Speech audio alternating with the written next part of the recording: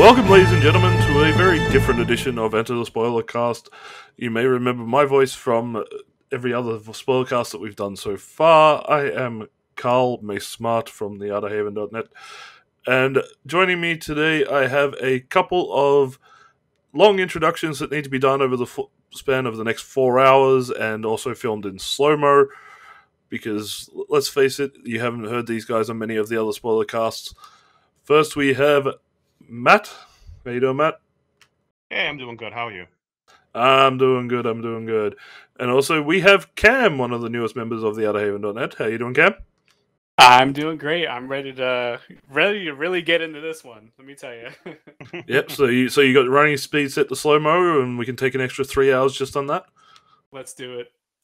All right. Just in case you haven't already picked up on the jokes that we're already starting to drop, this is going to be a spoiler cast about the Zack Snyder cut of the Justice League movie.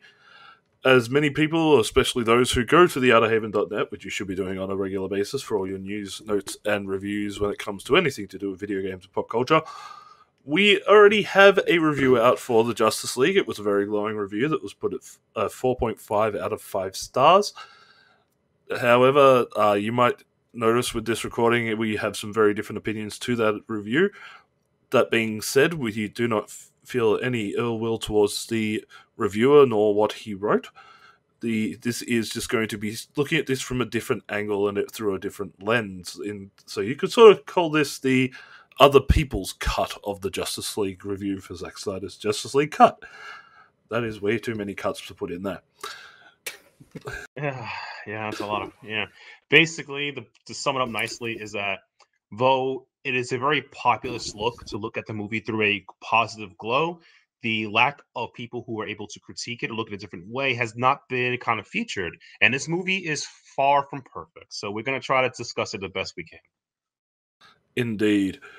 So just to give you, for those of you who haven't actually watched this 4-hour-long movie in its nice little 4x3 format that works great on IMAX, so I keep being told by people on the internet,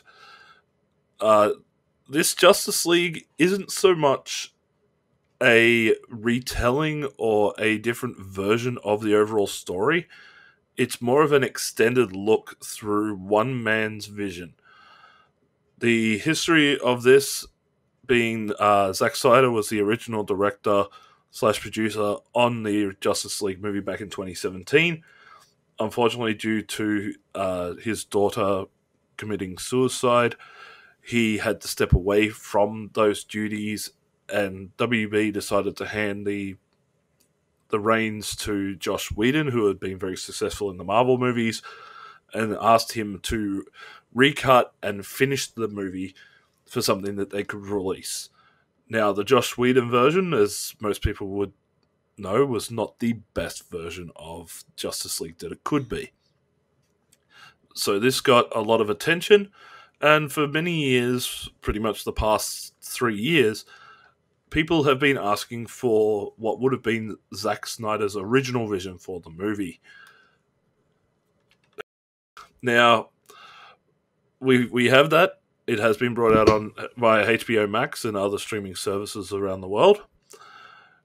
What we got wasn't so much, like I said, it wasn't a retelling or a reworking of the story. You still have the same basic plot points following on from Batman vs. Superman, the death of Superman obviously affecting the DC universe, and Batman trying to put together a group of people to take on the incoming threats that end up being Steppenwolf and his master Darkseid. They're chasing mother boxes, they're trying to stop the end of the world. That underlying story does not change with each version. All we got really was extended scenes, a lot of extended visuals, reshots, editing fix-ups, such as Harvey what's-his-face, Superman's mustache being the worst CGI we've seen in years. Yeah, Henry Cavill, yeah. And we got extended scenes for characters, especially those that were very underplayed in the original, such as Cyborg and Flash. To be honest, it didn't really change the way a lot of those problems that the film had from a writing and storytelling standpoint. As anyone will tell you, and I'm sure Matt will reiterate here in a moment, Zack Snyder is not the storyteller person. He is a visuals person. And visually speaking, at least in my opinion, this new cut, outside of the terrible aspect ratio, is an absolutely gorgeous and reworked film. But it doesn't address a lot of the underlying problems from script writing to pacing to just about everything we'll talk here. So I'm going to shut up for a moment, and Matt, would you like to give your sort of brief overview of what you thought of the film? Okay. So basically, this movie made by Zack Snyder it's as my favorite music recruiter says, it's not good. It's not good. I think that even the shots redone contains the same issues as it done. It's still insanely not colorful, dark, gritty, murky. It looks like doo-doo butt cheeks half the time, just like watching mud on mud, you know. Character designs, like the new Steppenwolf looks like a porcupine, you know, just armored up porcupine. Um, I think this movie, honestly, like the original Justice League with Whedon and Snyder is 1 star, 1 star out of 5. You know, just that's what I look at it. And if I look at this one, it's 1.5 because it has so much padding. The new things that's been added to it, I don't think enhances it overall to change the opinion of the movie and what it is. It's like it still has the same flaws, the same problems, same kind of icky pacing points. I don't think that it's enough to warrant like an overhaul. Like this is a type of movie that should have been nuked from orbit and then done all over again. Because if Whedon's version couldn't do it and this Zack Snyder cut couldn't do it, I don't think this movie could be saved. It's just like you have to do it ground up. You have to like think it the whole thing over again.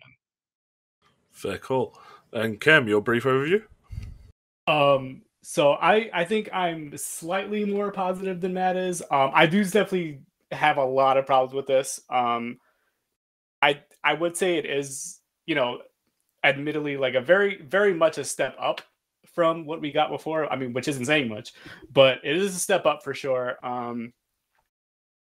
Sort of like what both of you guys said about Snyder. And Snyder's not. I don't think he's a good writer. That is always always an area where I feel like he has not excelled in. I think he's good at, you know, translating a comic book, you know, visual to like to the big screen. I feel like that much, you know, he's very good at.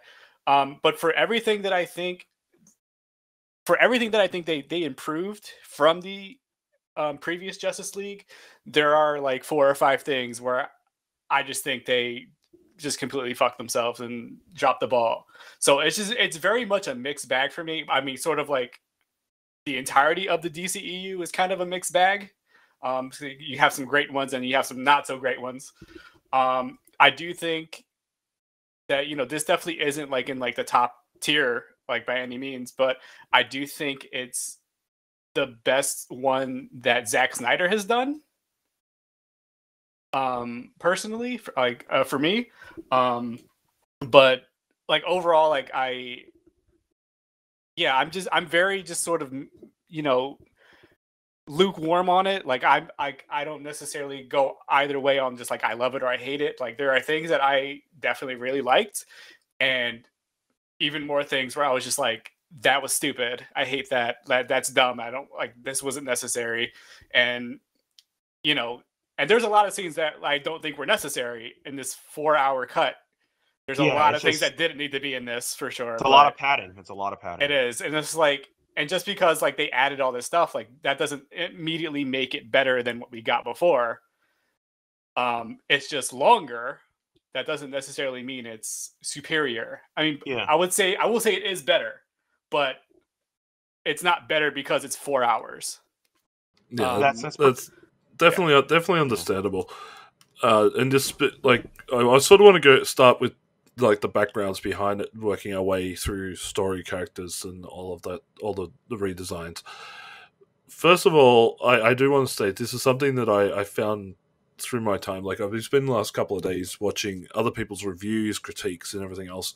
Somebody actually went through this 4-hour cut and found that if you took all of the slow motion scenes that were added for this film and either sped them up to normal or removed them completely, you save 25 minutes of film time. Jesus. Wow. So that's a lot of film time spent on watching everything in slow motion. But going back to the very beginning, as I mentioned with the history of this, Zack Snyder had to leave the film due to his daughter's tragic passing. Do you think that handing off the reins to Joss Whedon and then having to rework sort of that version of the film, do you think Snyder sort of came in and was just basically trying to make, well, for lack of a better analogy, chicken salad out of chicken shit? I felt like with the way the narrative's been on it, they've been pushing that he had a vision and it's been canceled by them due to his extremities and other things. And if that narrative is the narrative pushing to manufacture a mindset, this was always his vision to begin with. Therefore, it was Whedon the one who cut it. Therefore, this was always going to begin anyway. So basically, it was the one. If you believe the narrative they're pushing, it was Whedon the one who made the cuts, and Snyder just slapped it back together. Okay. So personally, I don't see it that way. I feel like that like Snyder did definitely add in a lot more than what he was supposed to. Personally, I look at it and go, as Cam said, 4 hours is a long runtime. But do you think we would have had that 4-hour runtime or this extreme length of over slow pacing and storytelling if this wasn't going to be released on a streaming service? I don't think so. No. I don't think so at all.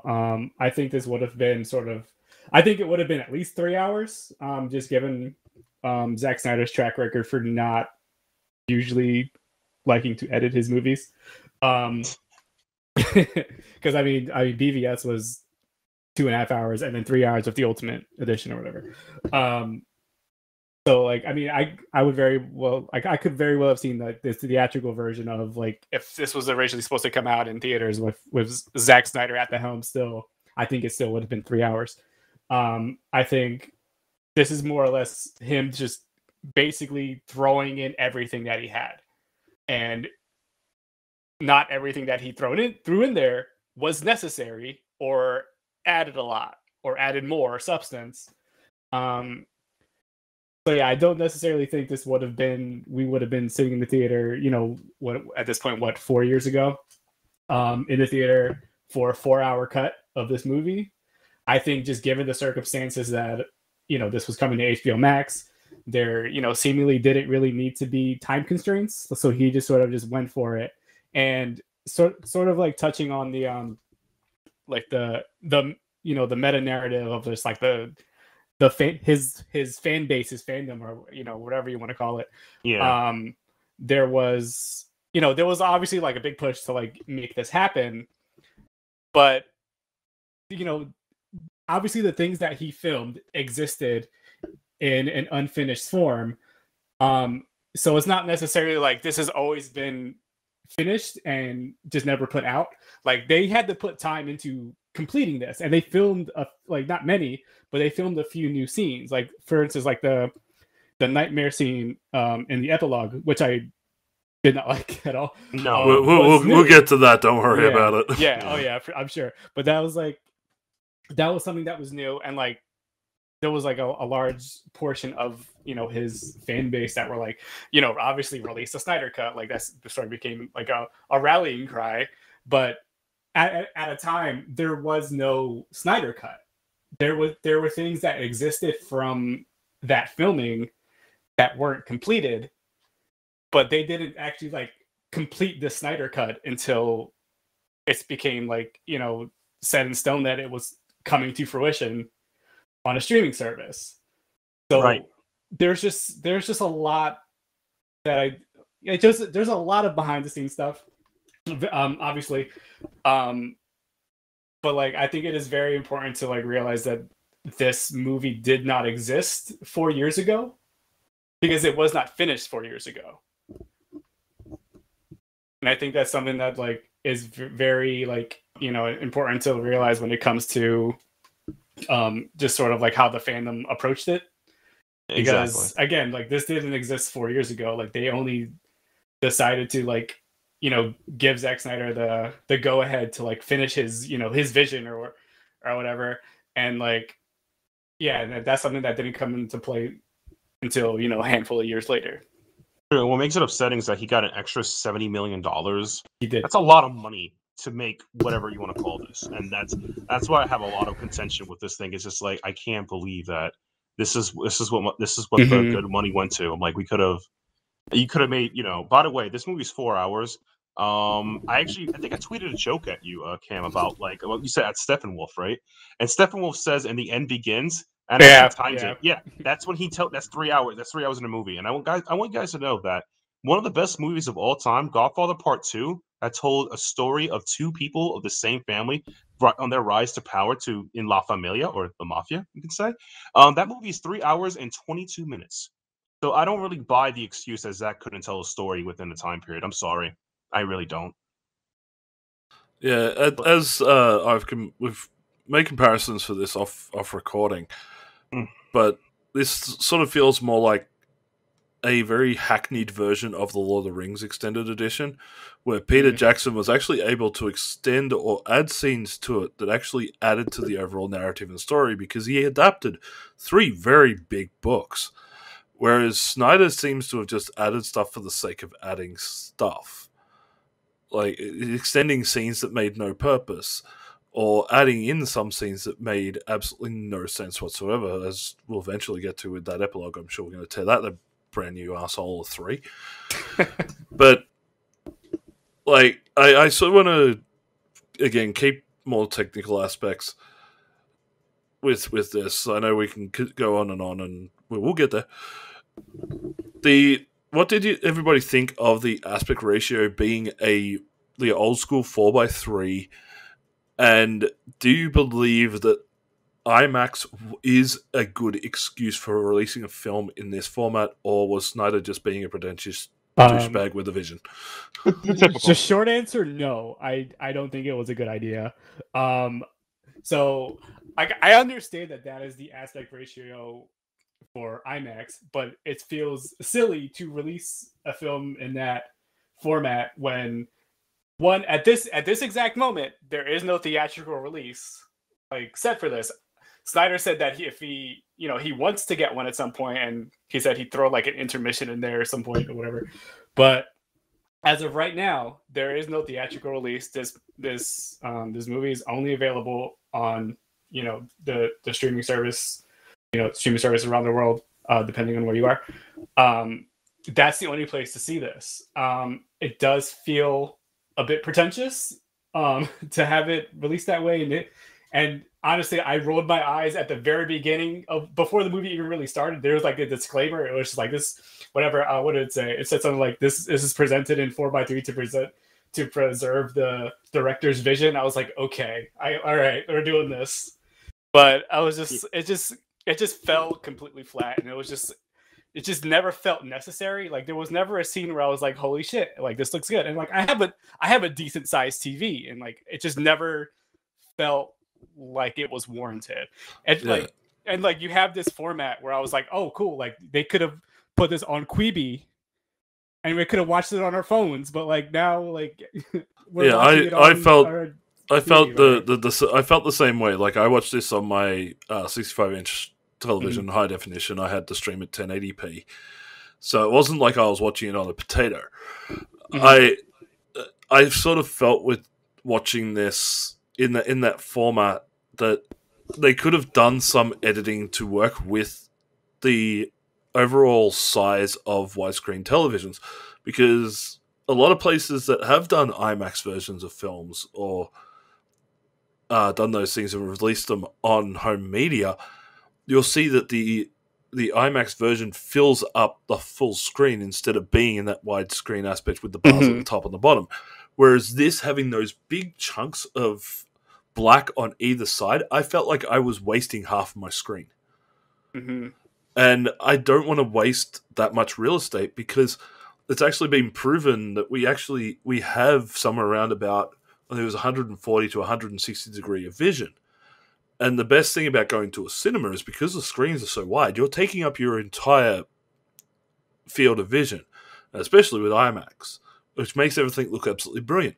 When you're trying to watch that on a 65-inch TV where you're only using half a screen, you get distracted by those black bars after a while. Like, especially in some of the fight scenes, like the big one with Steppenwolf where Superman returns and everything else. Like, that fight scene to me, having that in 4:3 was so terrible of an idea. Because I was wasting half the real estate on my screen. Whereas I could have seen, Steppenwolf get hit from one side of the screen to the other and really feel that impact, because I had this also running, so I had my PS5 plugged into my surround sound system, which is plugged into my TV. So 7.1 surround sound on that streaming. Absolutely great audio mix. But it lacked the impact when you're only using half a screen. I mean, it was a chore. I found it stupid and pedantic. It was like, bro, and don't give me an excuse. And his vision, so his art vision is worth more than the comfortability of me giving you money to watch it. Yo, how much of a prick you gotta be? I'm being serious. I bad enough I paid money for this, quotation marks. I'm like, I paid for this. It should be formatted to the way I can see it. You have some kind of coke dream in the back of your mind going like, one day when broken's fixed, people will pay to see this movie. No, dude, I highly doubt people can go pay $30-$40 for them and their loved ones that we're going to see your movie in IMAX widescreen, where there'll be a whole bunch of other movies that people want to see at the same time as well. Come on, man, get off your high horse. I can definitely agree with that. At least here in Australia, cinemas are back up and running. But the thing is, they are running a lot of old films, and we do have IMAX style screens and everything else here as well. But we're not running brand new movies. We're running movies from like 3-4 years ago, or even older in the cinemas at the moment, because a lot of the new stuff has been moved to streaming.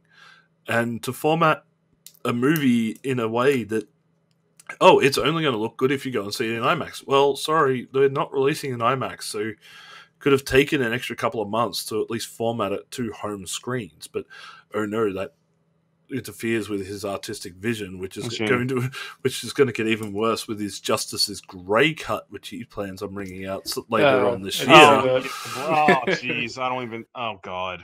It's the entire. It's so muted. It already feels like it's gray. Thank you. Somebody else noticed that.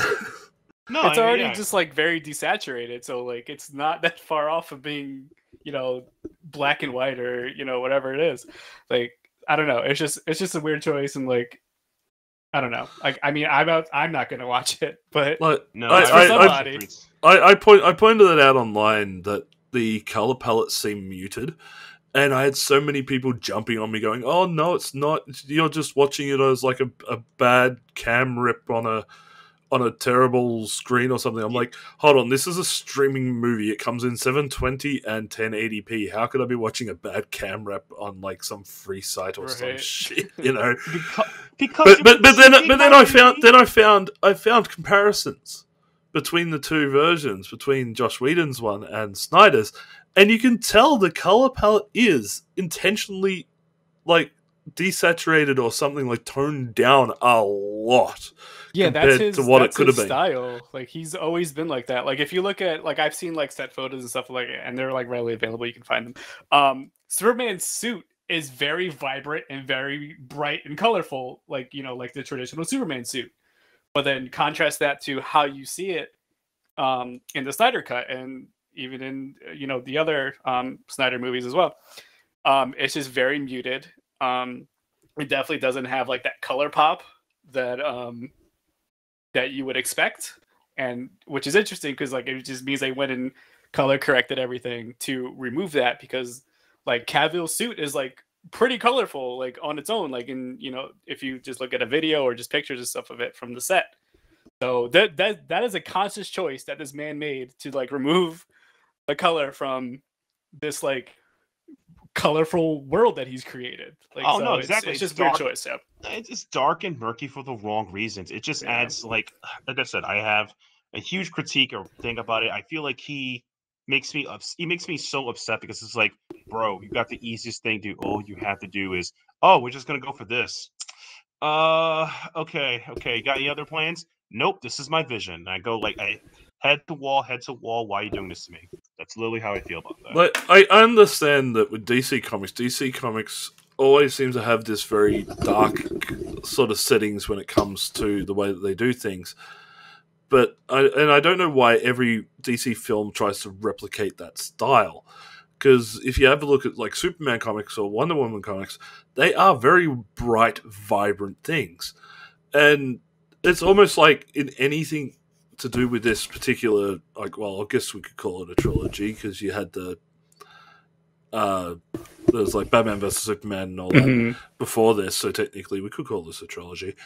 Yeah. It's almost like Zack Snyder is afraid of the sun because it looks, everything looks always so murky and grey, like the sun is hidden behind the darkest cloud, ready to friggin' rain on you at any second. And then contrast that with like, think about the way like Birds of Prey looked or Aquaman looked. Like those movies just like had like color palettes that like definitely like stood out and popped, and like there was just a lot going on. And that's, you know, one of the things that I like enjoyed about both of those is that they weren't so just like desaturated and muted. And like, you know, it's not like it's something that is not possible or even like done previously in this universe of films. This is just like, this is one man's just sort of prerogative to make the ones that he makes look a certain way when they don't need to. They don't, and as well, it also affects storytelling. It makes you just feel like in a catatonic state. Like, do you care what's going on, what's happening? You're just like, why? Like, there are more people glad that they survived watching Snyder film that I feel actually able to critique Snyder film. And that's what makes me kind of like scratch my head about like what's going on here. Is it just oh hey, I've done like a 4-hour ice bucket challenge. I'm like, you know, the ice bucket challenge isn't the fact you throw ice on yourself. It's supposed to donate money to charities, but I guess that's more important than actually understanding why you did it. Like, hey, yeah, you watched Snyder Cut for 4 hours plus, and what did you gain from it? Oh, I did it. I'm cool now. Like, bro, what did you learn? I'm cool now. That's it. Sort of enough for the moment of bagging on Snyder's inability to create something that at least, well, for as much as he is a great visual filmmaker, as like some of his stylistic choices are very questionable. Let's try to sort of balance things out with a little bit of positivity for the moment.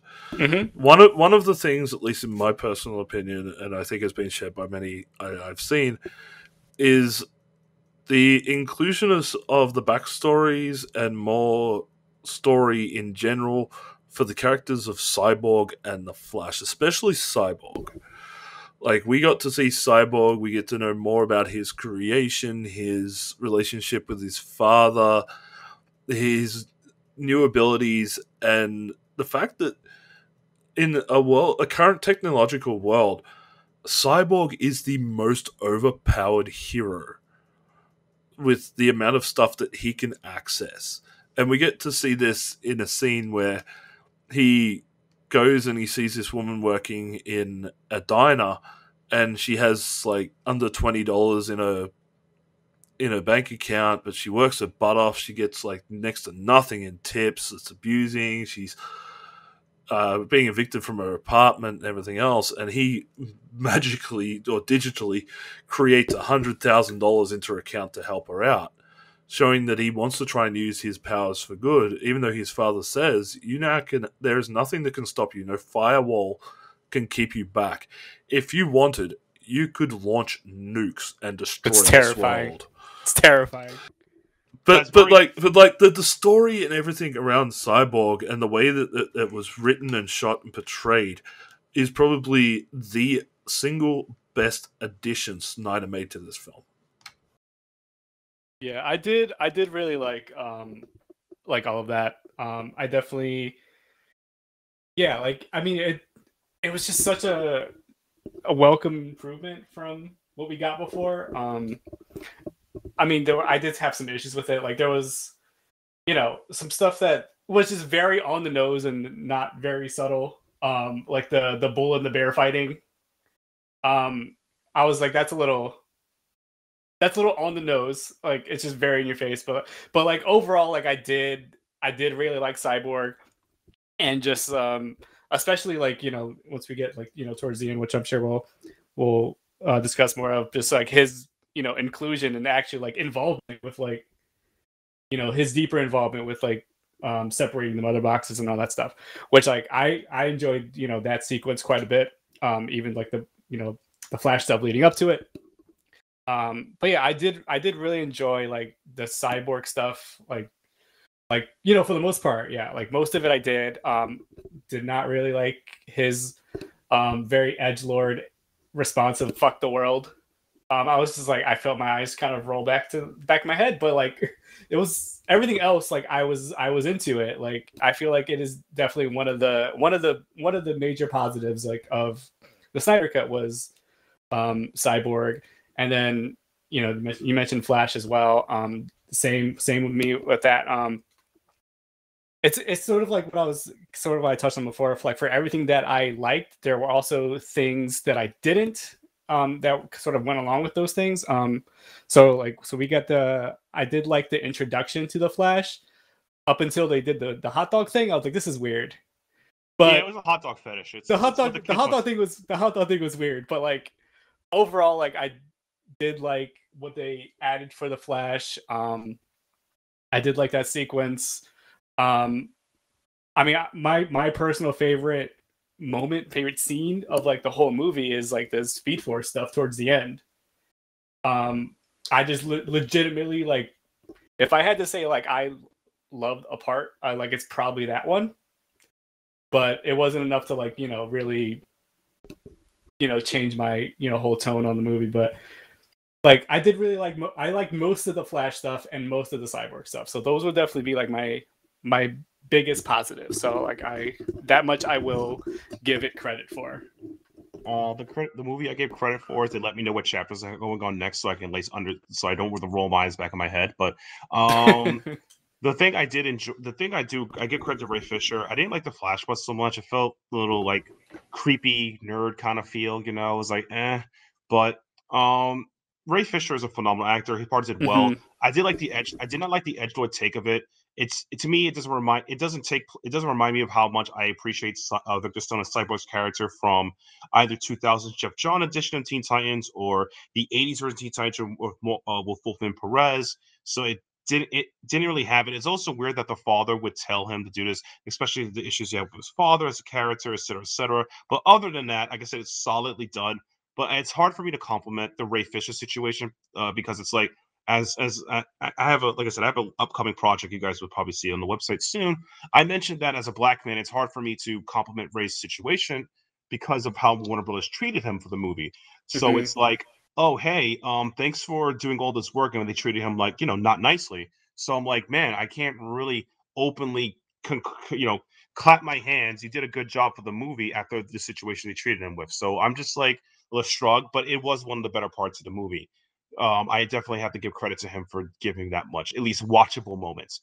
I could probably watch an entire origin movie of just that sequence of him, minus the "fuck the world" part, you know, because he's about the revolution. Yeah, he's about to join us comrades, you know, overtake the bourgeoisie and everything. That's his plan. But yeah, I felt like, yeah, that was probably the best part of the movie for me. God, I'm trying to think of anything else in the movie I enjoyed besides Ray Fisher. I think I enjoyed when Steppenwolf told me that the end begins now, and I had to check my watch. That was 3 hours. So that's another thing I give credit to. Steppenwolf told me when this movie was going to end. So thank you, Porcupine Man.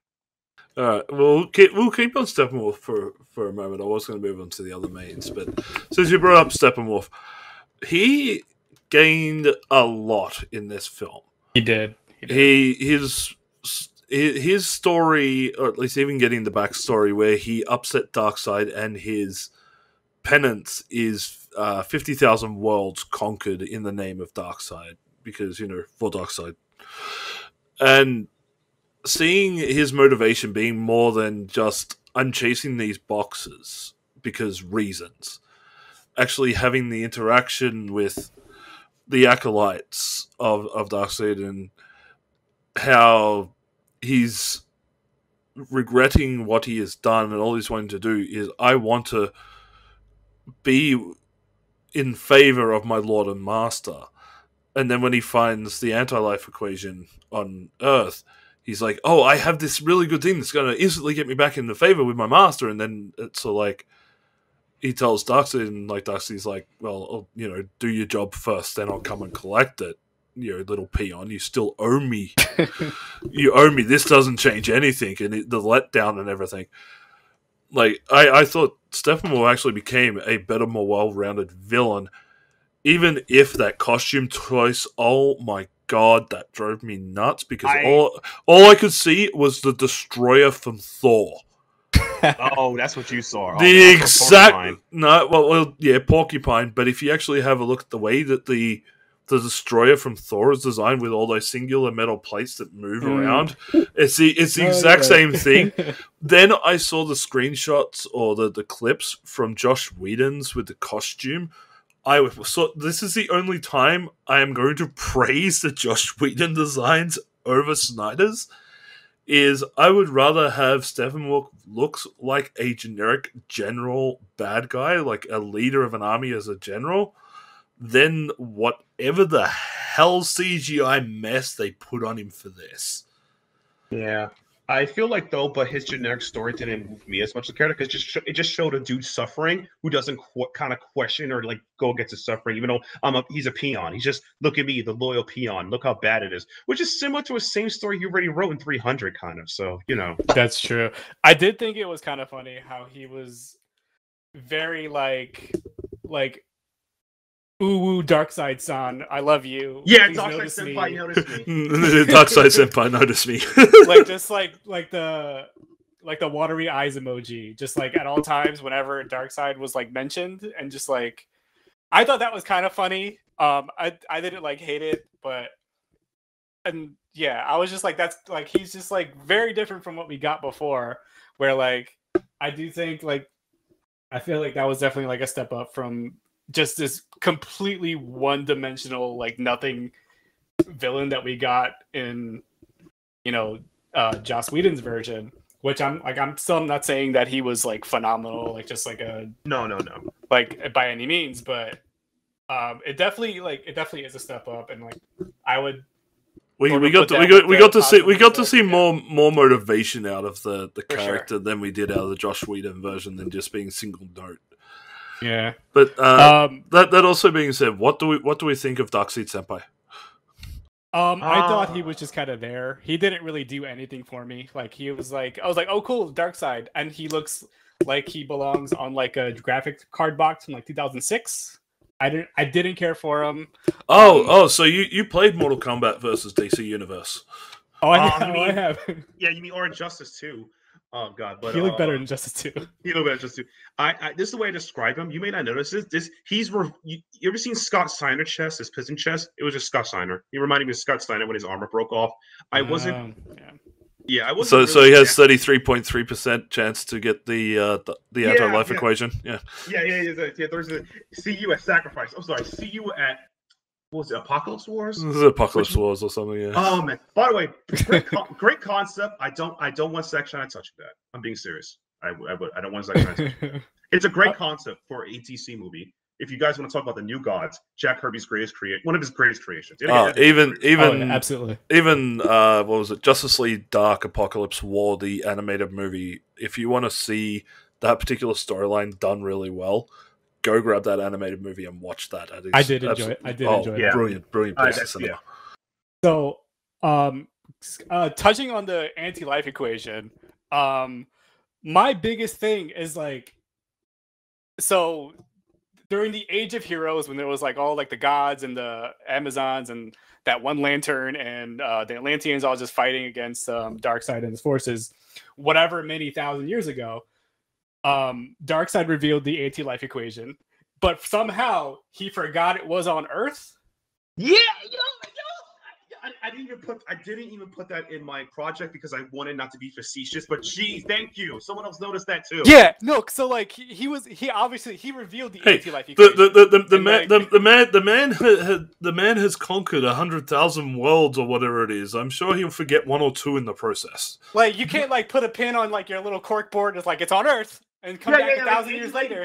But which was his own thesis of character fighting Mother Brain and computer and stuff. You know what? That doesn't matter. What I want to do is torture my peons. Screw ruling the universe. Screw getting back at Highfather. I just want the planets.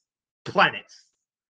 Oh god. That was one of the biggest, just like, I guess, plot holes. Like, I guess that's like what we could call it. Like, he found the anti-life equation. He reveals it. Like, it was a whole thing. And then Steppenwolf like finds it and realizes it's on Earth. I just don't understand how Darkseid at some point forgot that the anti-life equation was on Earth. The thing that he is, his sole purpose of being anywhere is to find it. And he just somehow forgot that it was on this planet that he was on before, and he laid his own eyes on it. You would think that he would remember, like, oh, it was on this planet. I don't think that's something that he'd forget. It was his first time being in a Snyder movie. He forgot that he was supposed to be inconsistent throughout. Not inconsistent this one time. He forgot. It happens. When you're in a Snyder film, you're inconsistent all the time, not just one part. So, that's fair. That makes sense. Yeah, he forgot. He broke kayfabe, as Carl would know. He broke kayfabe. Never break kayfabe. Never break kayfabe. Never break kayfabe.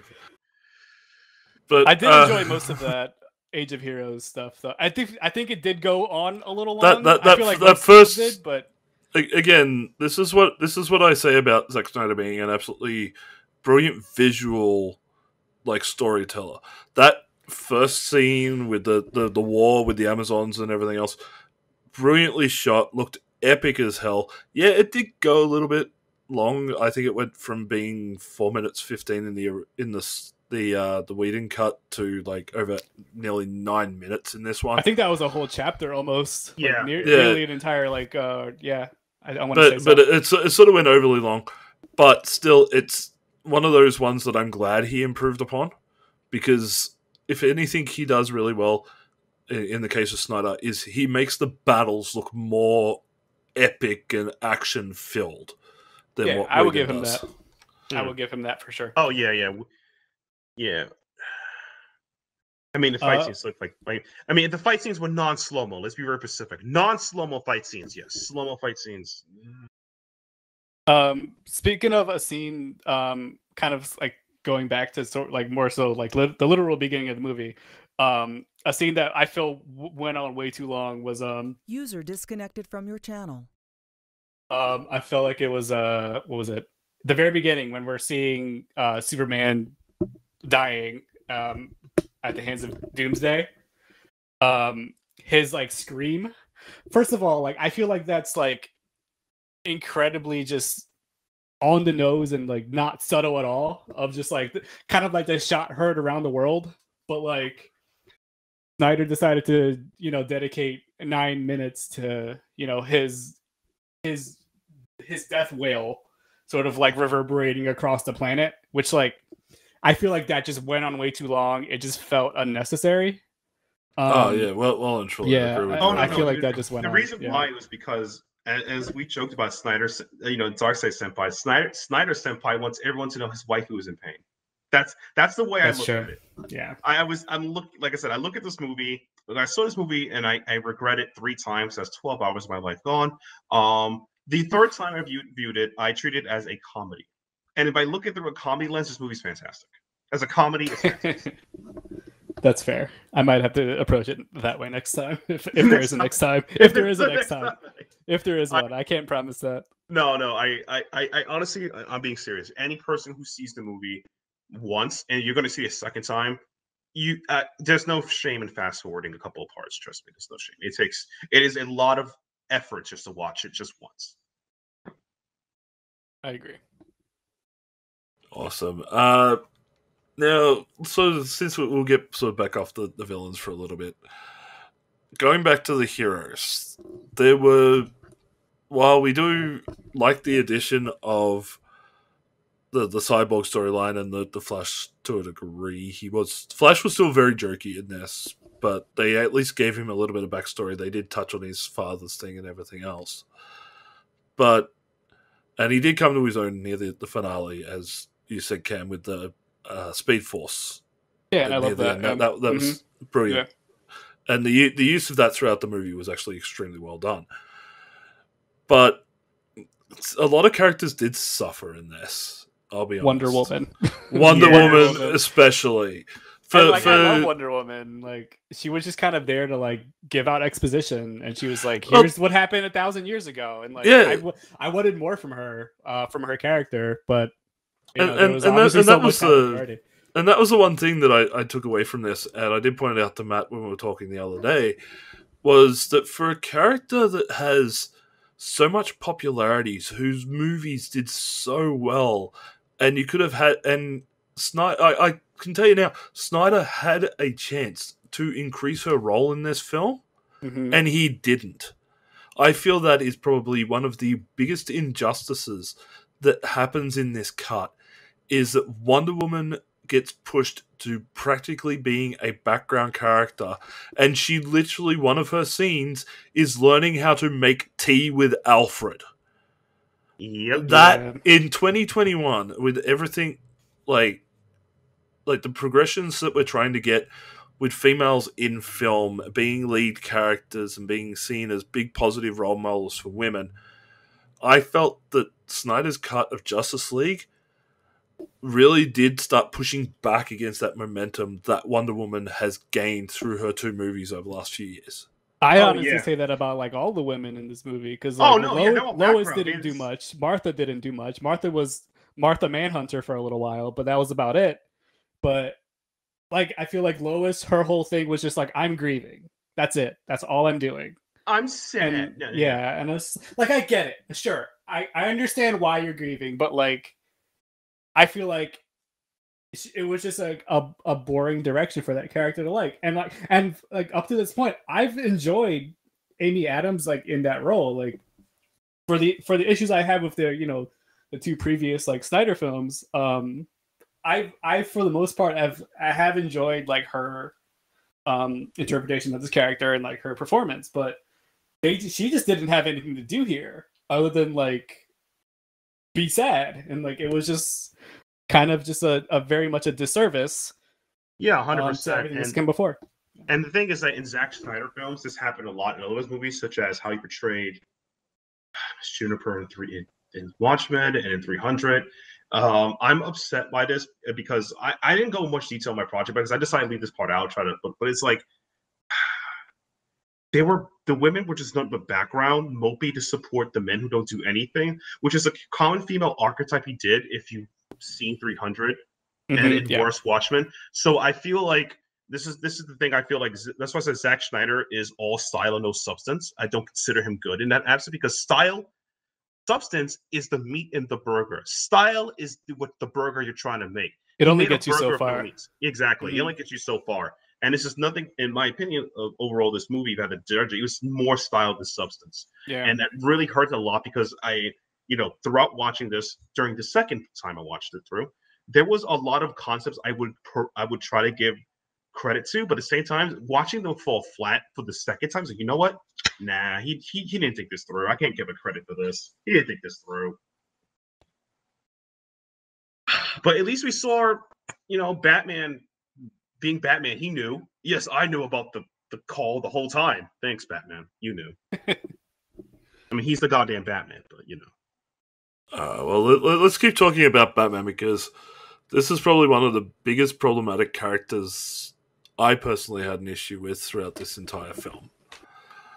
I'm used to Batman the way I've seen him over the many years through reading the comics for 30 years and watching like the animated series, and I have every Batman animated film that they've released through the modern era and everything else, that I'm used to Batman being the detective. Yes. And most people that have watched other versions of Justice League going back to in like the original origins in the comic through the Bruce Timm era Justice League where they got the group together and everything else. The one thing that completely changed in both Snyder's version and the Whedon version from a writing perspective is that Batman was the one who brought everybody together. He actively sought out other people, which completely goes against his character because he's always been, I don't want to bring anybody in unless they relate to me.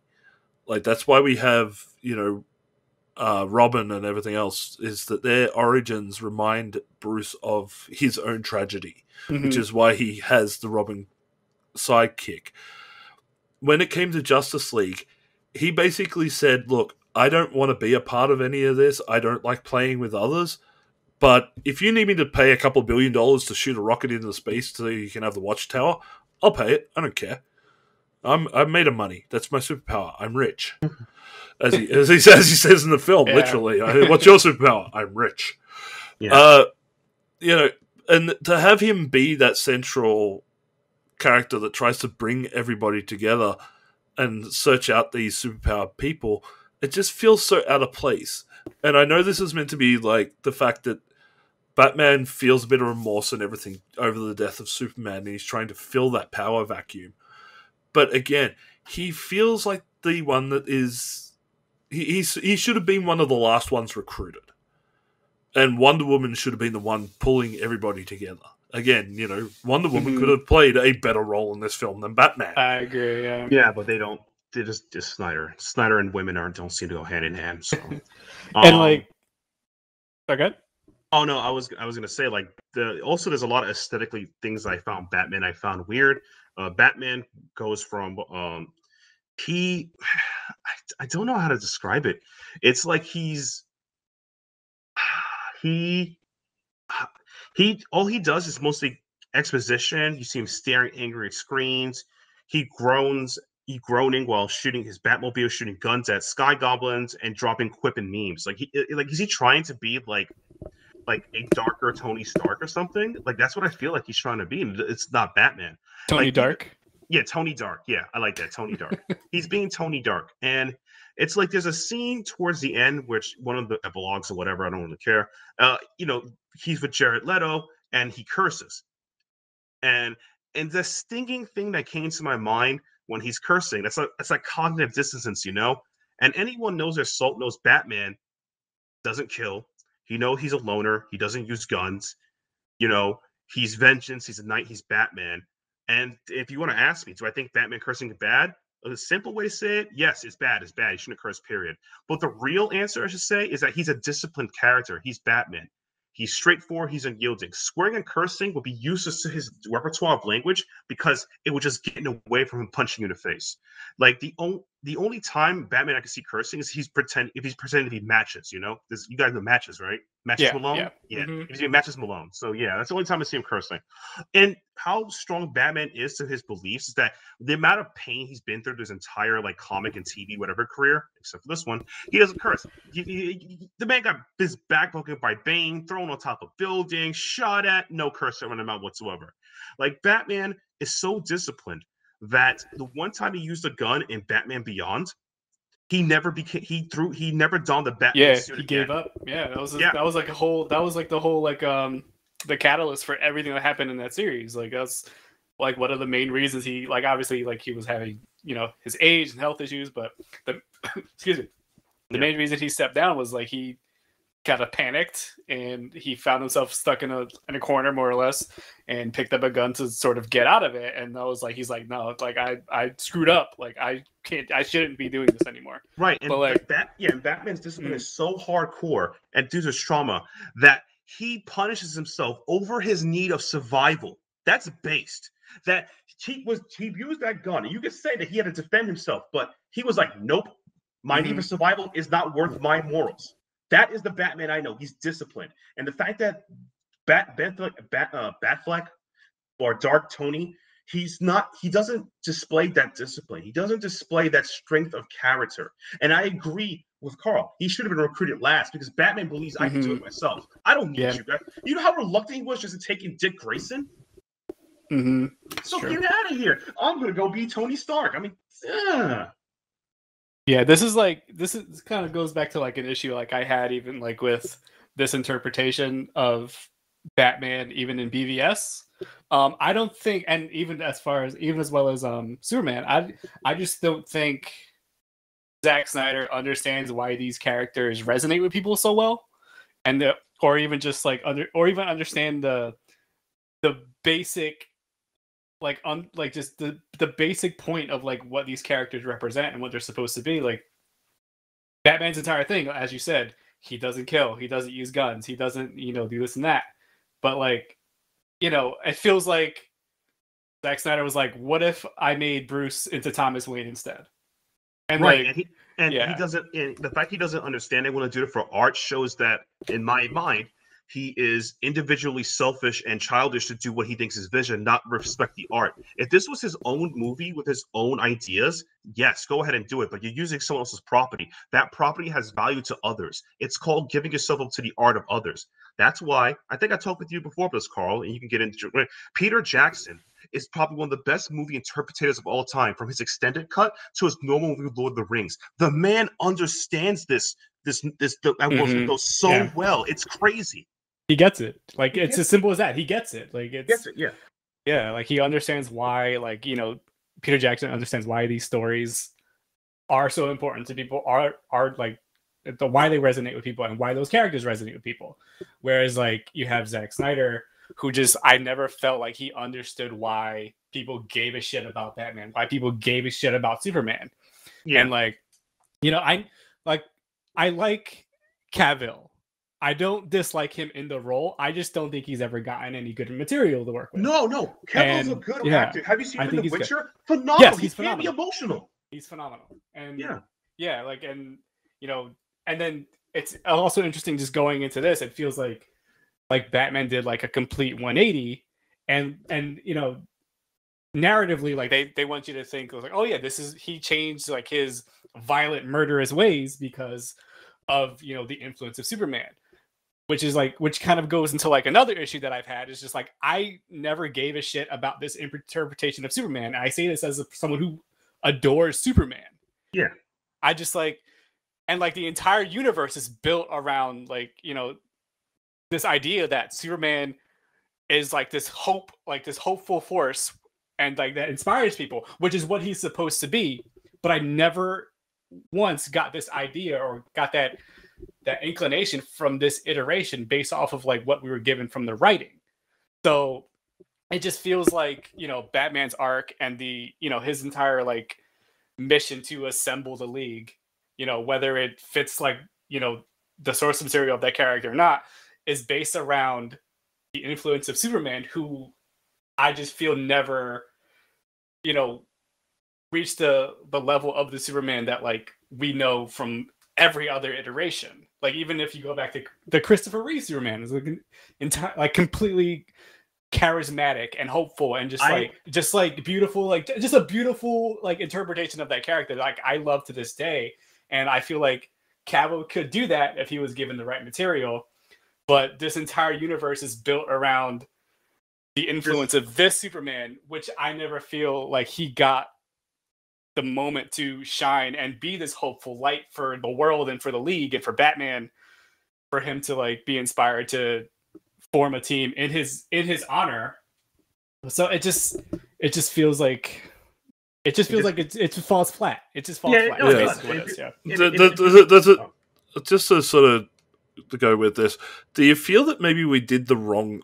Well, not so we, but the writers did the wrong follow-up story to Batman vs. Superman, which was essentially partially the death of Superman storyline. Do you think maybe instead of dealing with Darkseid and the mother boxes and everything else, could you see maybe the Justice League forming due to what would happen in the Return of Superman, where we had the Eradicator, where we had Superboy, where Reign of the Superman, where we had all these other pseudo Superman characters showing up, and they become the threat more so than Steppenwolf and Darkseid. I think that would have. So I think that would have scaled it down a bit and makes it much more believable. And that put him in a much better path.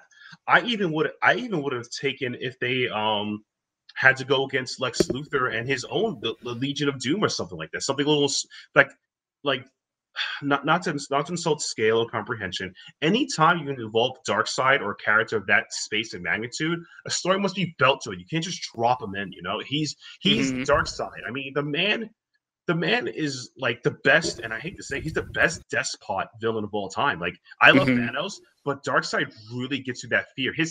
like there's as you mentioned, Carl, in Superman the animated series and whatnot, and Batman animated series. Bruce Timm, when he made Superman the animated series, remember there was many episodes where Superman went and tried to save Apocalypse, and the people Apocalypse he could beat the crap out of Darkseid, and they would just lift and carry him, even though it makes him like miserable. He's as evil as he is. He's a god to them. Mm-hmm. Yeah, and you can't just invoke that randomly. There has to be a reason why it's happening, you know? Mm-hmm. Yeah, I remember there was. I'm trying to remember which exactly DC animated movie it was, where you had Superman actually fight Darkseid, and he gets to open up. Dang, which one was that? I can't remember which one that was. It had a subplot to do with Raven and Trigon, and was it Justice League versus Teen Titans or something along those lines? I think that's what it was. I know. I was actually thinking of like an even earlier one where I forget which one it is. It had Supergirl in it though, and they introduced Supergirl. It's a definitely like Batman, Superman, Public Enemies. Oh no, sorry, Apocalypse. Apocalypse, yeah. Apocalypse, yeah. That was the one that I was like initially thinking of when you said he got into. But even so, well, there you go. There's already been 2 animated versions where you get to see Superman, and he can go one-on-one with Darkseid, and the reason why he does it is because, and I think he said that in both movies, is finally I get to go full power. He gets to pull a Goku. You know, I'm going to put 100%, and that's what makes that fight so really good, is because you get to see Superman unleash his full potential, which you rarely get to see in any other media. Mm-hmm. And I think, like, again, going back to trying to do the story differently, if we had the Eradicator and everything, like Superman level characters coming out, then we could have seen that really all-powerful fight between equal powers, rather than how Superman was written in this, which was basically, "I'm not impressed," to quote the man himself. Yeah, neither was I, honestly. He like, felt very Ex Machina, like Deus Ex Machina kind of situation where he was like, and that's not necessarily something that like was different from the original cut we got. Yeah, I mean, they dragged it out a little longer for him getting there, but he just kind of showed up to. He's like, I'm gonna punch this man into oblivion. Into oblivion, and just like I like the musical cues. Like I enjoyed that part. Like I was like, this is cool. I'm glad they brought back that theme, but. I will definitely say that the writing in this, especially over this particular trilogy, Man of Steel, Batman vs Superman, and Justice League, is that they forgot how to write Superman properly. Like, there's if you I don't know if you guys sort of watch this, Doug Walker, or the Nostalgia Critic. Go back and watch his review on Man of Steel. There's a famous thing where it's like, it's the scene where Clark's sitting in the church talking to a priest about being something bigger and being a symbol and everything else, and you hear in the background this low whisper that turns into a roar, going, "I am Jesus! I am Jesus!" Like this is how he's written in those 3 films. He is the ultimate, cannot be beaten. He's the Deus Ex Machina to every problem. And the thing is, and this is the way good writers have written Superman, is you write the man, not the super. Mm-hmm. Whereas filmmakers do it the other way around. They do the super before the man. And that comes across very heavy-handedly here in Justice League, where, you know, thank God that Superman was out of it for a good portion of the film. Because if he had been there from the very beginning, oh my God, this just would have been... It would have been unwatchable. So, like, I definitely say the handling of Superman has been terrible since the beginning, and this film just proves that without a shadow of a doubt. But because we are starting to go a bit long, and I don't want this to be an actual 4-hour thing I have to cut down and give to somebody else. We seem to have forgotten somebody, you know, unfortunately, and this is the way that this entire thing came out. and I don't think it was intentional, and I hate that it happens this way, but shout out to my boy Jason Momoa as Aquaman. He's a Chad. Aquaman was another good part of the movie. I enjoyed it. He's a Chad. I've always liked Aquaman. I've always liked this version of Aquaman. Yeah, I mean, they didn't really add too much of. He was like one, but there wasn't much. He was like Wonder Woman. He got a little bit of excess, but most of the time he was in the background. Also, I was more so like, as far as like the Aquaman stuff, the thing that confused me the most is why Mira has a new accent. I don't know if it was post edit. I don't know. I can't remember if like in the Whedon version if she had a British accent, because she definitely didn't have one in the Aquaman movie. That much I know for sure. But I don't remember if she had it in the original cut. But I can't remember either, and I'm not going back to watch it. I was going to say I'm not going to go back to look at that. No, but something else that I was thinking about, kind of like circling back to like Superman for a second. They never really give it a reason, and it seems like it's fan service, honestly, why he chose to wear the black suit. Because like there is a reason. Like they're like, as far as like the source material, like it's sort of the suit that he wears to sort of regenerate. Yeah. Well, originally I think it wasn't a Kryptonian Death Shroud. Oh, was it? Okay. It had something to do with his family's like the culture and everything. That the black suit was the symbol of death. Mm-hmm. Right, but wasn't the suit also like made to like absorb more sunlight as well? Yeah, it also had another thing as well. Yeah. By the way, random tangent. What I miss about Superman, at least the anime series or comics in general, I kind of miss he had multiple suits. I think that was always fun. Yeah, that was always fun.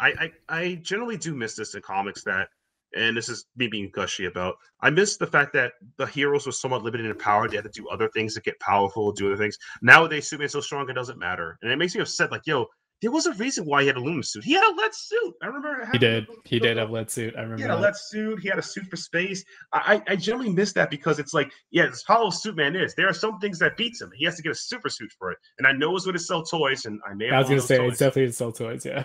Yeah, for sure. Toys. It still felt cool, and it's aesthetic of how it worked. Superman had the black suit. He was like, I forgot. Yeah. Again, it's the change of writing styles that have happened over the decades. Like, again, it's the write the man before you write the super part of him. Over the years, Superman has become this Deus Ex Machina, the guy who can do anything and beat any problem. You need him to go out into space? Yeah, he'll fly, whereas before he used to use a suit. Oh, he has to go into somewhere that's radioactive. He has to wear, or, he gets a lead line suit because his enemy's got kryptonite or something like that. No, now he just pulls it out and goes, yeah, okay, kryptonite, meh.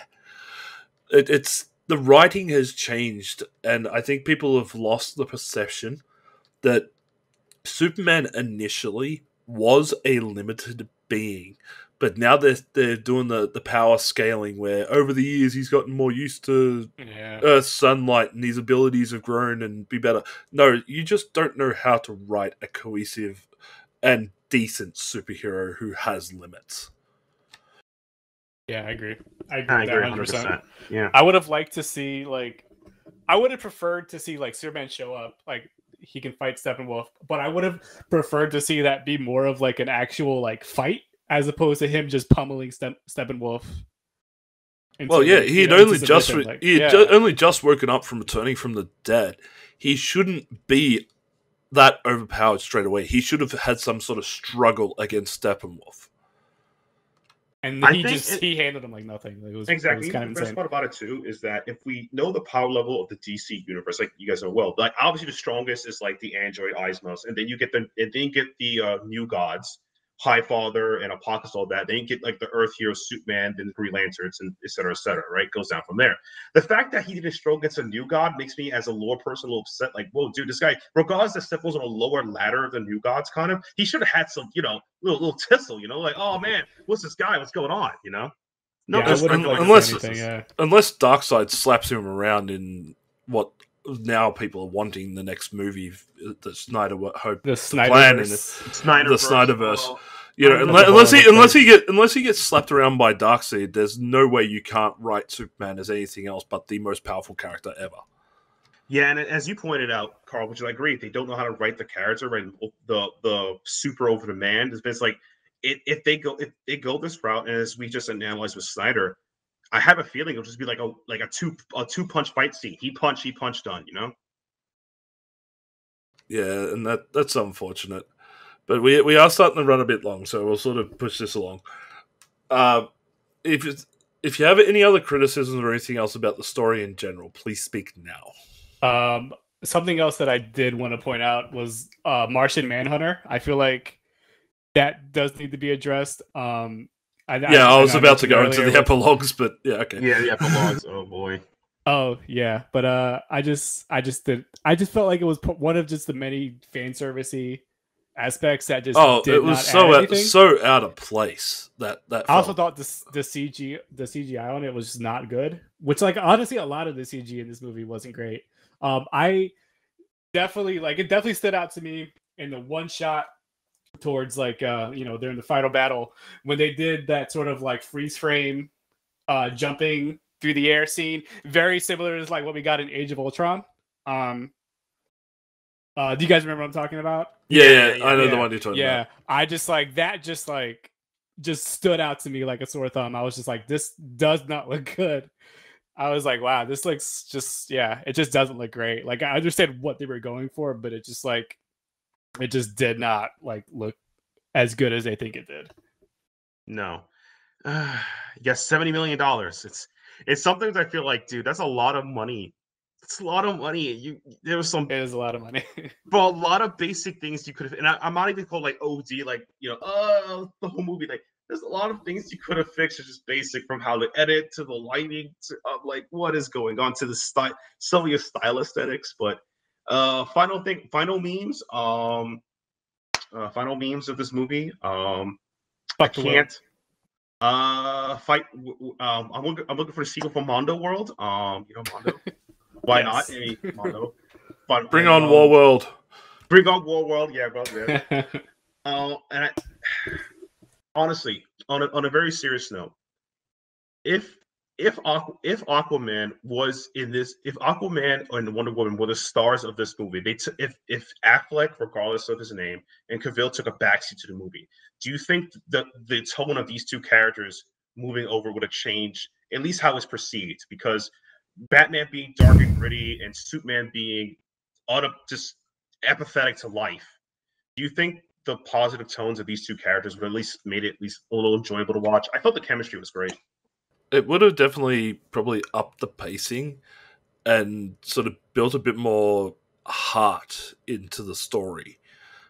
Like, if you'd moved Wonder Woman into being the central role that Batman had, I think we would have been looking at a very, not to say sort of accurate, but more so a more interesting way, since Diana was the one who understood the fire at the beginning that the Amazons shot across. Mm-hmm. And having her be the central point, that the heart of the team, if you will, would have brought a bit more gravitas to the idea of building the League as a group of people who get to know each other and trust each other. Whereas having Batman do it just sounds like a business decision. It's like something he thought over one day at Wayne Industries. I also think it just fits, this version, like this sort of like iteration of Wonder Woman, where like her whole thing, up to this point is like, I disappeared from, the world and humanity for 100 years, except for that one time in 1984 when I was on TV. We won't talk about that. I disappeared, and like she comes out of that to like she's realized that she needs to come back into the spotlight and form a team of people, of extraordinary people who can, protect the world. And I feel like that her being like the sort of recruiter role would have like fit that a bit more than it would have than it did Batman. So I think it would have worked for her being that like central sort of like connecting tissue for like the rest of the League coming together. Now, before we move on to the main event, which will be that epilogue scene that we've been waiting to rip apart for a good while here. I have one more thing to pose to everybody here. One thing that I will praise Marvel over DC, or at least Warner Brothers versus Marvel/Disney, is that the way that they've handled everything leading up to this. I felt personally a good portion, like almost half of Justice League, could have been avoided if they had better planned this in-universe idea. Mm-hmm. If they had gone down the route that Marvel did, where we had Man of Steel as the opener, we could have had or even used the Dark Knight trilogy as the beginning for Batman. We could have had, Wonder Woman 1 in 1984. We could have had Aquaman. If we had those films first, and maybe even a Cyborg or a Flash movie first and foremost, leading into Justice League, we could have cut this movie down by half and avoided having to basically shove 5 or 6 origin stories into the film and just focused on the League getting together, the struggles they have working as a team, and the threat of the big bad. Do you think that working that like that Marvel style where you set up individual characters first leading to the team up film would have helped Justice League be a better movie no matter who was in control of it? 150% if they planned this out, because even in things that also they planned it out, and not all they're directed by Snyder. I agree with this, because regardless of how Marvel plans it out, they have different directors with a kind of an art block formula, but there's different tones in those movies. And I think a variation is the key to a good cinematic universe, or a good universe in general. Like, you need to have a vary of tones of how they interact with each other, because my beef with the overall Snyder things, a lot of beef with it, is that they all have the same tone. The characters just talk to each other, but not really friends, and just walk away. There isn't a sense of real camaraderie among these people. As we just discussed in a future Spoilercast of movies I heard, our, Winter Soldier and Falcon, there is a lot of camaraderie with the characters who are talking to each other. You feel their interaction. I don't feel that when the characters talk to each other in Snyderverse. So I hope that if they did a planned out universe aesthetic, they have different tones to the movie. So, and the person who does the team movie understand those tones and make it cohesive, rather than just kind of a blobby, whatever we got going on. This is. Yeah, like imagine if like the first Avengers movie we had like what? Iron Man and the Hulk got movies, and then we got the Avengers, and then everyone else was also in there, and that movie was 4 hours. And it's just like, it just wouldn't work. And because like you have essentially Snyder Cut served as your Cyborg origin movie. Yeah, because there's so much of Cyborg like coming, like I do really like his arc, coming into his own. Coming into his own and just sort of like accepting what he is now and who he is now, and like and the things that he can do and what he wants to do with those abilities. Like, I feel like that would have served like itself so much better and served the story so much better if they gave that time to breathe and its own film to like sort of grow in, and for him to do that separately and then come into the League. It just felt like there were 4 or 5 different movies in this movie.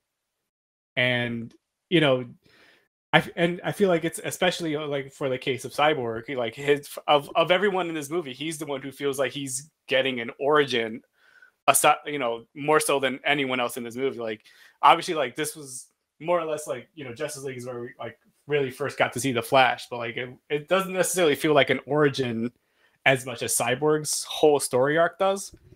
But Aquaman and the Flash both felt like characters that they were setting up for origin stories to happen after this.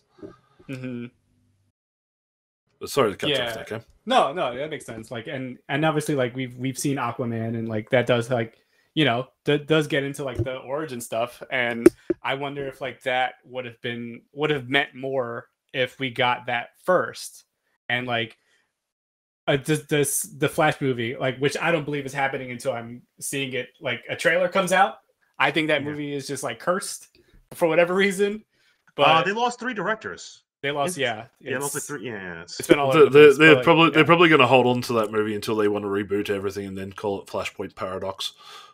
It was originally going to be called Flashpoint, and then they changed it to the Flash. But they are doing like the Flashpoint multiverse type stuff apparently in it, but which feels very early and unearned. But that's a whole other conversation. Yeah, it's TV. And hey, I'm not going to say the CW. The TV did it better.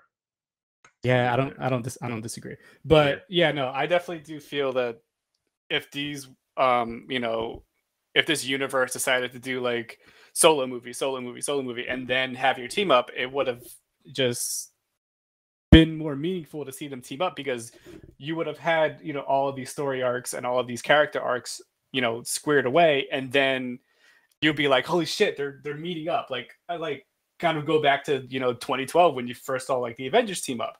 That was fucking awesome the first time you see that, because like at that time, like you've never really seen anything like that. So having these DC characters in DCEU having that setup would have just benefited Justice League significantly by, one, giving just all these characters their arcs before you, like their origin arc essentially, before you have your huge team up, and then give the movie, like the Justice League's plot, room to breathe on its own, which like it didn't have. Like there was just so much happening in Justice League, and again, like there are things that I like, but it just feels like there was just so much happening that didn't need to happen. It could have been a lot more concise, and having these varied story arcs that and a lot of which don't really like amount to much, just like was a disservice to the overall like film, right, I believe. And I feel like too, at the time, people forgot about this conversation. DC was not doing well in box office in movies. This is prior to Wonder Woman and Aquaman. Is that they were just trying to race to keep up with Marvel. We all forgot this conversation was important, and they threw this out as a desperation, as well as things going on. They just wanted to catch up for the wrong reasons, not plan it out. Like, who makes a solo movie in general after you introduce a character? The ensemble movie is supposed to be when the character's already been established enough. Like, even some of the characters that were not that prominent in the Avengers movie, the Infinity Wars Part 1 and Part 2, they still were prominent in their solo movies or in the movie they came from to have some impact, such as Black Panther side characters, to Captain Marvel, to Doctor Strange, etc. So even if there was a situation where a person did not see all the movies, you could still feel their presence, how they explain or have some exposition who they are being there. And I think that because of the original, like I said, the first Justice League before Snyder cut, it was a movie made out of desperation to keep with Marvel, because the critical failures, and I mean in review wise, obviously they make money. Man of Steel and Batman v Superman were critical failures in views. So I felt like this was like the last swing of the dice before anything, because the model they had before, as I remember correctly now, is they were like Marvel had a plan across the board, as Carl pointed out, but the DC model was everyone had a bunch of independent solo movies stuck to their own universe. But then you made an ensemble movie where the movies by themselves didn't connect to each other because there wasn't much interconnecting plot. It just kind of existed. Right. Because it's society. Because we live in one. Because we live in a society. Okay. Well, since you decided to bring up that terrible line, let's Which wasn't go. in the movie, to be fair. That's true. But let's get to that. What was about 45 minutes to an hour of totally unneeded everything, known as the epilogues. We'll start things off with the let's try and tease a sequel out of this one, which was the Lex Luthor and Deathstroke meeting, where it's like, oh, maybe we should like try and build out, like, I've got a mission for you. I want you to try and take out Bruce Wayne because he's Batman. He's Batman, you say? I'm interested. Like that. By the way, that was also that's the same scene from the original. So except they'll try to the difference being that instead of Luther putting out a contract hit on Bruce Wayne. It was we should have our own league. Have a league of our own, yeah. They were gonna set up Legion of Doom or Injustice League or whatever the fuck they wanted to do, but like, now it's just like mostly like, hey, Slade, here's Batman's Bruce Wayne, go get him. Like, Slade Wilson, Deathstroke looked fucking cool. I thought that in Justice League in the other one, he looks fucking cool. I'll give it that. But like, hell, it's just setting up bullshit that's not happening. Like, this was originally going to lead into the Ben Affleck directed Batman film that is not happening at this point. At least now, who knows what the fuck's gonna happen? But yeah, because that this whole setup was gonna be like, I remember just seeing like all the teases of like when Ben Affleck was gonna be directing and starring in his Batman film, and Deathstroke was being poised as like the main threat. Which, like, again, like, Deathstroke looked cool, and I fucking love Deathstroke. I was here for it. Like, and I was like, yeah. Then that fell apart. But that fell apart for many things. But yeah, I still feel like for many reasons.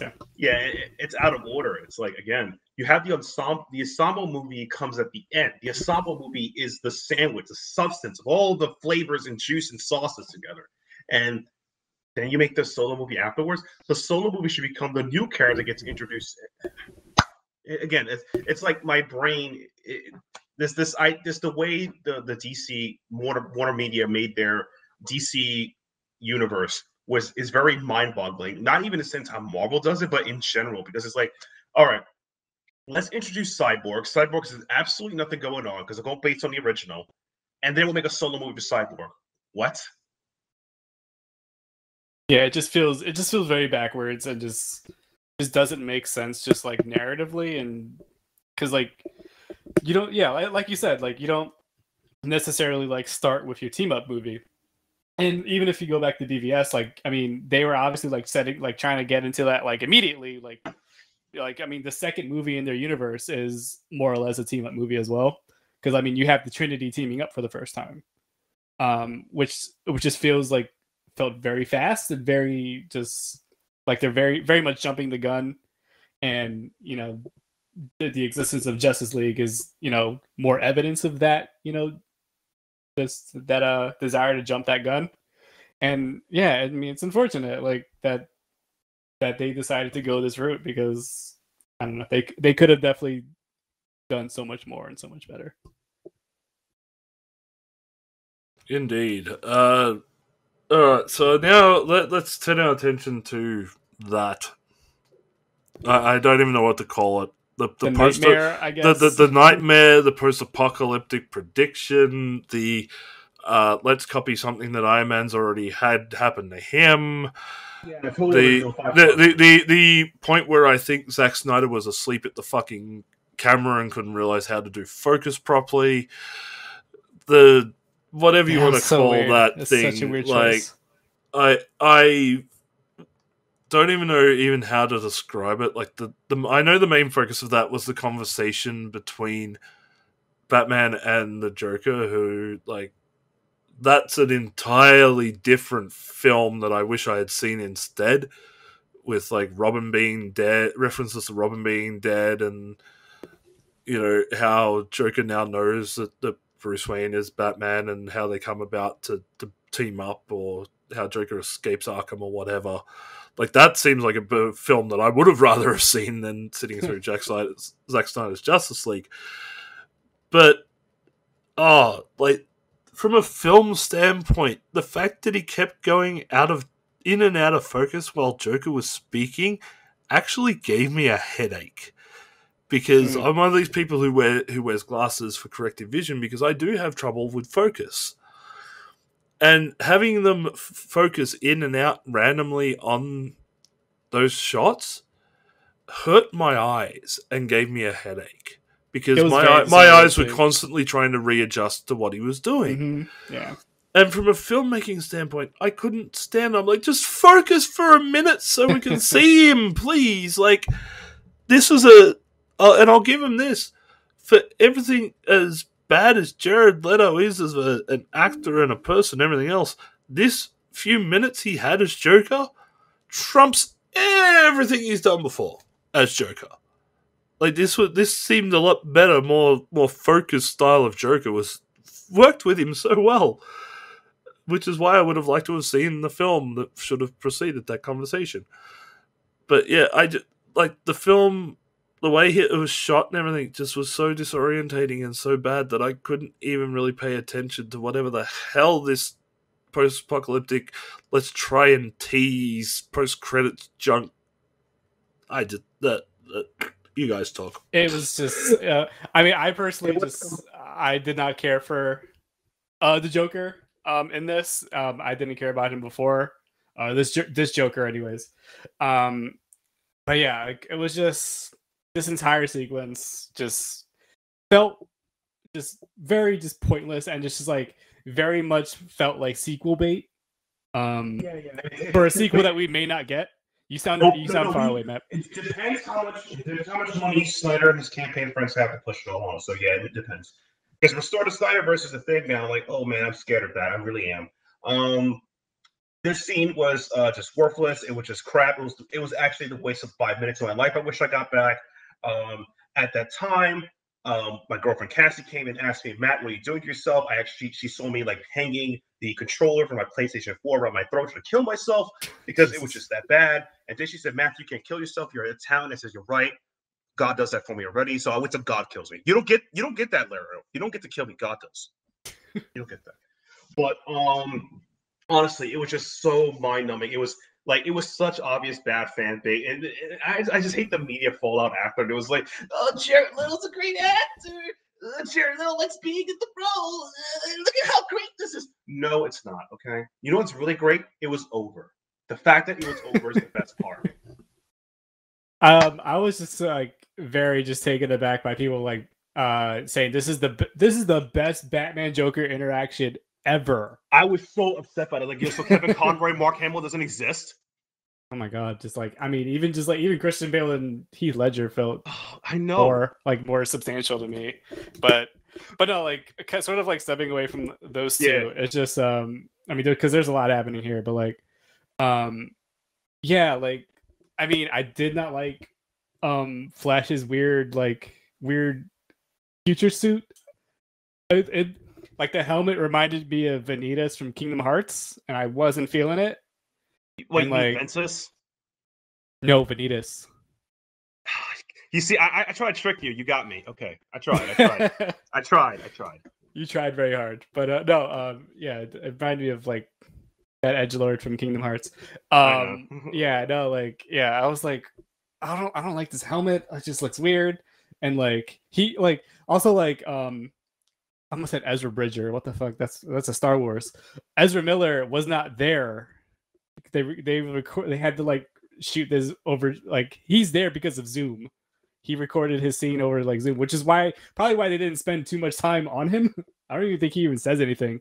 But yeah, it just felt so unnecessary, and just again, it just felt just so like something that like they threw in there that like it just doesn't really amount to anything. And I know like I'm pretty sure like Snyder came out and said like he was supposed to have a 5-movie arc.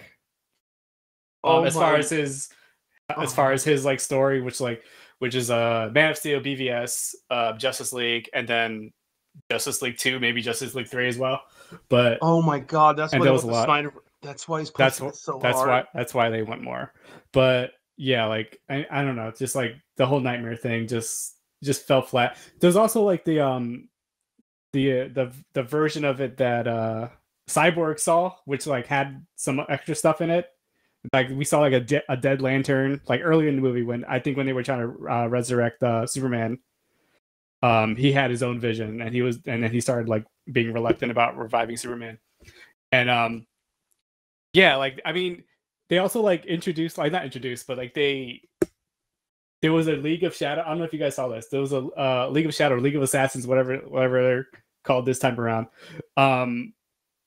A league like Ra's al Ghul, Ghul, Easter egg that was apparently a logo that was taken from not Kingdom Hearts, from Halo. Well, yeah. I think you've been playing Kingdom Hearts 3 too much, but no. yeah, no, I go ahead, keep saying Kingdom Hearts. It was from Halo, and it just made me think that having Ra's al Ghul and the League exist in this universe when Batman is a serial killer, it seems pointless. But that's a whole other high thing. five. Yeah, okay. But don't get me started on that because I will. Yeah, that's a whole other thing. Okay. Well, Yeah, okay. I'll We'll be get to that later. But that's a bro five. That's two. You are the third person I noticed that. It's you, me, yeah. and my. Yeah. Also, like, why is Joker even alive at this point? Why are any of his like rogues gallery? I mean, we don't really know how many of them are alive at this point, but we don't know like why is Joker even alive when Batman likes to kill people? Like, there's no reason. Because he's the Punisher. I mean, he's Batman now. He's Bruce Castle. You know, Bruce Castle. That's more or less what he is now. But this whole sequence was just. It just amounted to nothing, honestly. No, and the fact is, like, I'm actually having vivid nightmares if we get Snyderverse. I don't want this because it's like, it not only hurts from, so it's like, I gotta calm. Okay, so it will create a bad precedent when somebody creates a movie and it's bad, and the artists go, oh no, it's not my fault it's bad, it's someone else's fault. If you give me my true vision to be good, and people will eat that up as an excuse. And I think that sets a bad precedent amongst people who failed at that. As you and I can wait. Cam, you watch anime, am I right? You're about anime? Okay. Yes. You're aware of Fullmetal Alchemist and Fullmetal Alchemist Brotherhood, right? Yes, absolutely. You understand that Brotherhood is an enhancement of it and it follows directly to true source. Mm-hmm. It was not an outcry of the fans. It was an outcry of the creator who wanted a more actual for her product. Mm-hmm. No, now, absolutely. That's exactly what it is. Yeah, exactly. And I hate the idea that this will be used as an excuse for directors against studios to fund campaigns to push it so they can push their bad movies on us, rather than the idea of saying they're just not good at it. As we critique throughout this movie, we could definitely say Snyder Cut Justice League is no Fullmetal Alchemist Brotherhood. Not a Brotherhood. It's just, existing. I say release the Doubtfire cut. Oh, that apparently exists. Going down Doubtfire. Because that's a precedent that's like created. Like, now we're getting like people asking for the Ayer cut of Suicide Squad, and I don't know. It's just the entire precedent because it's like it's I have to describe it. It's low key, like covert narcissism. It's basically undercover narcissism to get down to it. It's because it's like the majority of the people who want this, it's not able to take away their emotional experience perspective. Like, dude, this is not against you. This is against the fact that this movie is objectively just doesn't make sense. It's not good. And no matter how many times you let the guy get swing a bat, it won't be good. Like, I feel that's something about Snyder Cut. It is slightly better than the original that it's done, but it's not enough to warrant, like, to convince of me or a lot of people who are on the fence or whatever. So, yeah, let me give you a Snyderverse. No. Let's get an Acer cut. Listen, like, this will creep. Could you imagine if James Gunn did it? I hate Marvel. They ruined my Guardians vision. Let me give me my James Gunn cut. You could. Yeah, it's just a very slippery slope to go down. Yeah, that, like, it's just going to be just ultimately harmful just to like the just media and the film industry like at large, because we're essentially just bending to the demands of sometimes very, very toxic fan bases that want what they want. And I think that's something that is going to be a repercussion of the Snyder Cut coming to fruition. It's already happening. There was like so many people who, I don't know whether this was a joke or something, but there was like a petition or like a hashtag going around not long after the Snyder Cut released saying, give us the Hideo Kojima cut of Metal Gear Solid 5. I've seen that. And I don't think it's a joke. I've seen that, and I don't think it's a joke. Is it? Are you sure? Are you sure it's a meme? Because I feel like it's real. Yeah, that's the thing. It's hard to tell what's a meme and what's not when it comes to this stuff now. I'll be honest. If Hideki Kojima signs that, I would be like, this is gone too far, and I would sign it myself. I would actually go put that down. But how to turn a 5-hour game about politics into a 15-hour game about politics. He can do it. I'm not joking. He can do it. But Konami would never let that happen, unfortunately. No. Konami would never let. Konami would never let anything happen, honestly. No, Konami, yeah, he would never let Kojima write a full, anarcho-syndicalism storybook. They also don't make video games anymore. Now if Kojima wanted to write like a pachinko machine, they'd probably let him. You know what? I think that's what's going to break us back. We're going to get the Kojima Pachinko VR experience games. That is the future. Release the pachinko cut. Release the Pachinko cut, yeah. Oh, God. All right. Well, I think we're pretty much going to bring this to a close on the Pachinko cut. All right. The last question, and this will be the last thing as we wrap up. Going back and what you can remember from the Whedon cut and now having experienced the Snyder cut, the main question that everybody will be asked, is this better? Is this version better than what we had back in 2017 when this was released? Moderately, yes. But there are still just like some glaring issues that are still present. Different issues for sure that weren't present, but also a lot of the same issues. So there are a lot of things that are improvements for sure. But for every improvement, I feel like there are 3 to 5 elements that aren't good or just enjoyable in any way. So definitely and we can see this already, like people's mileage is very much going to vary on this. And it's, like everything that Snyder has done, it's divisive. Like it's essentially like what it's going to be. But it is an improvement. If you aren't into this universe at all, this isn't gonna convince you to be into it. Like this isn't gonna be the movie that's be like, holy shit, like, make you be like, holy shit, like I'm on board of this now. Like if you weren't already on board for this universe, like this isn't gonna change your mind. But I will say it is an improvement. It does do some things well. It does do other things not well at all. It is just a very much a mixed bag of just a lot of parts, many parts, 4 hours worth of parts that don't always fit cohesively. But it is an improvement. I will say that. Can definitely agree on that. For me, I definitely think that there are some things that the Whedon cut did right, at least from a filmmaking perspective, actually having a bit brighter color, actually working within standard, or what has become the standard in film aspect ratios and stuff like that. I'll agree that the Snyder version is probably better than what Whedon has put out, but longer does not always mean better. The additions of like the Cyborg and the Flash stuff has been absolutely brilliant. It was correcting some big problems, but at the same time, it created more problems and made other ones stand out. Things like Aquaman and Wonder Woman basically being pushed to the background for a majority of the film. That I didn't like because those two characters have gone on to have more successful films than most of the other ones preceding them. It also doesn't correct a lot of problems with the underlying story, character development, and pacing. If anything, it actually made them look a little bit worse. Then you have stupid things that I think should not have been touched, like Steppenwolf's outfit. That I can't stop seeing that CGI abomination and then looking back at what he had and going, okay, this is why I like semi-practical effects versus fully CGI effects. But so again,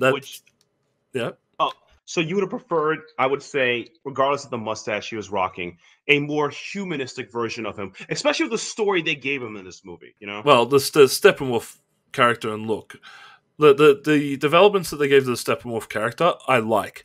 It's the design aspect of the suit that he has, this big silvery porcupine thing, over what looks like a general in an army would wear. That's where I aesthetically look at it and go, this is something that the Whedon version portrays better than what Snyder did, because Snyder went, flashy! No, flashy doesn't mean good, dude. Be gone with that. But overall, out of the two versions, I will give the Snyder Cut a higher rating, but only slightly over the Whedon version. As Cam said, if you weren't already invested in this saga, in the DC properties, the DC movies, the multiverse or universe movies, if you weren't already invested in it, this isn't going to be what brings you to the dance, because I don't think a 4-hour film is what's going to be a good introduction to anything. But it's out there. It's good. I don't see it becoming an all-time classic. But again, my mileage varies from everybody else's. Now we sit back and let Matt go crazy. All right, so this movie is complete garbage. Worst thing ever happened to me. God wanted to be said. Every person who liked this movie is completely non-human. It should be wiped out the human race. All right, good. All right, so get that out the way for all the hate click. So honestly, Snyder Cut does slightly better, and I mean very slightly better than it, because he created new problems that already exist. Shows that he has a lot of weaknesses in his style and aesthetic choices he does, meaning that the way he approaches, regardless of how you visualize it, has more flaws than the prior movies. But he added so much of it, it kind of balances out in a weird way. So if I had to give this the Whedon cut, the original, I'll give it a 1.0 on the dot, and Snyder gets a 1.5. Because of so much padding and things he's done, the problems he added are minute but more egregious. The problems in Snyder piles up over and over like a mountain. Like, there are so many things he does that I just can't stand. That's just like mind-boggling wrong. But it's slightly better because we got like slimmer of hope ideas, such as I enjoyed Ray Fisher. I enjoyed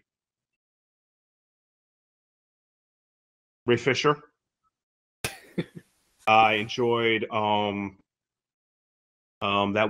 one scene where the credits rolled and the movie stopped. So that's those are what I'm sticking with. Yeah, man. Those are the best parts of the movie. And that's fair enough, my dude. That's valid. fair enough. That is valid. So that will bring us to the end of this cut of our own version of dissecting this Zack Snyder Justice League movie. I'd like to thank Matt and Cam for joining me on this. Probably I didn't keep a time on this, so probably somewhere around about 2-hour cut of this. Okay, don't worry, we will have our 4-hour cut in the works later. Yeah, but at least the Pachinko cut. The Pachinko cut coming soon. Once again, I'd like to thank you, gentlemen, for joining me on this. It's been an absolute pleasure to sit here and talk not only movies, but filmmaking and comic book characters and writing with you. We should definitely do this more often. And people who are listening to this will actually get a chance to. We do plenty of podcasts here on the Outerhaven. You can get them all through just about anywhere that has a podcast or video cast. I'm sure Keith will post it there for us. And yeah, go to theouterhaven.net for all your news, reviews, and everything else to do with pop culture and video games. And once again, as I said, we're just looking at this through a different lens. This is basically like what Zack Snyder did himself. We had our official review, which was a very positive and glowing review. Then you have this, which is a very grim, dark, color-muted version of that review. Which is more closer to Snyder than this, if you think about it. Very true. We are closer to Snyder than we ever been. As much as negative on brand done, we've moved closer to him. I feel now I could make a movie with us three guys, buff, knee-height jeans, Speedos, and conquer Sparta. We can do this. Give me the spoiler. That's how I usually dress anyway, so this works out. I don't even have to change. Well, considering that completely blew the intro, we'll call this the epilogue. Thank you very much, ladies and gentlemen, for sitting here and listening to us rant and rave. Once again, go to theouterhaven.net for all your news for pop culture and video games and everything else. We will definitely see you again. We do have Falcon and Winter Soldier, which will be happening both probably before and after this has gone live, along with many, many other things. We love to talk about all sorts of stuff. So please come to the website, send us emails, comments, anything. You can find us on social media, anything that says Outerhaven or Outerhaven Net, that is us. Feel free to get in touch with us. Tell us what you like, you didn't like, and if you want to post as much hate mail on Twitter about us as you like, you can't do anything worse than the 400 people that have already jumped on me, so go fuck yourselves. But, yeah, thank you, and good night, ladies and gentlemen.